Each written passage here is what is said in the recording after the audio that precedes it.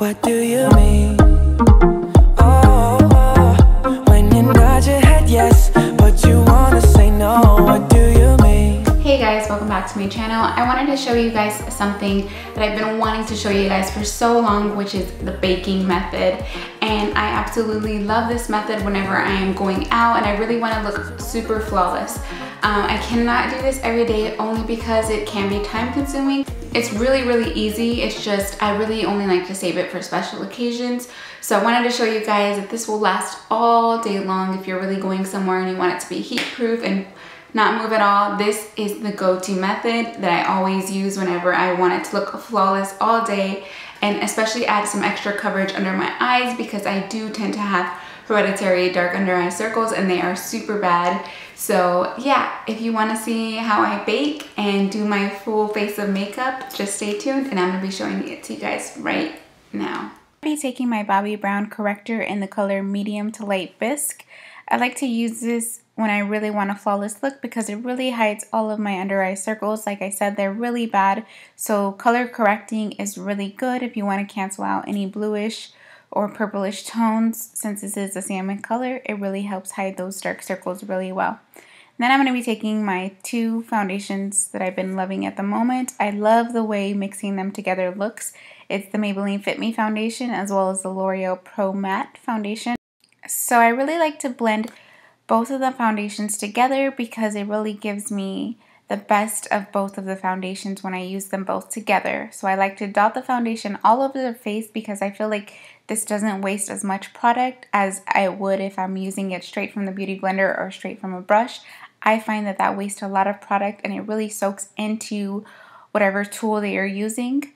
I'm using a damn beauty blender today because I find that it looks really flawless, and whenever I'm baking I just think it's easier just to use the beauty blender because I use it to bake my concealer.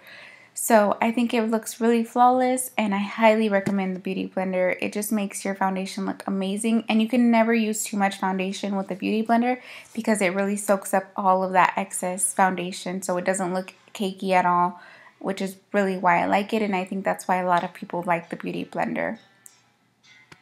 I'll be using the Morphe G6 brush just to blend out the rest of the foundation onto my neck because you really don't want to see where your foundation ends.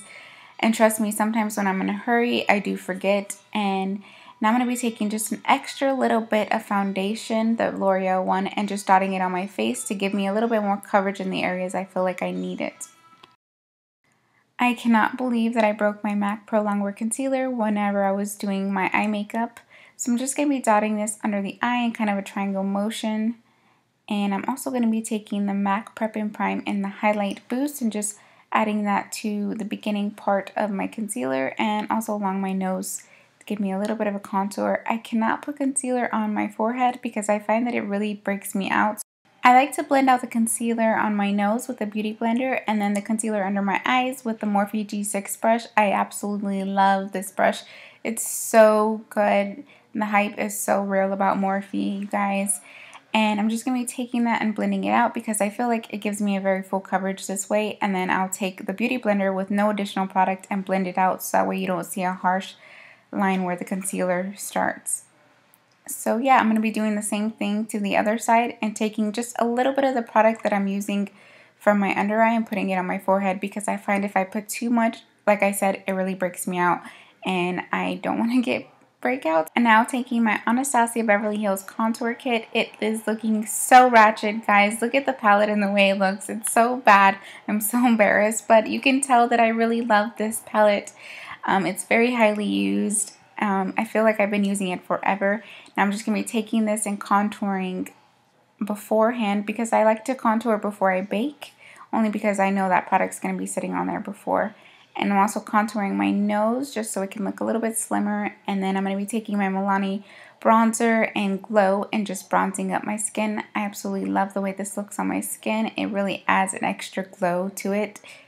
And now we are going to start baking our concealer. And I'm going to be taking the Ben Nye banana powder and a damp beauty blender. I'm just going to be picking up this product and applying it to my under eyes.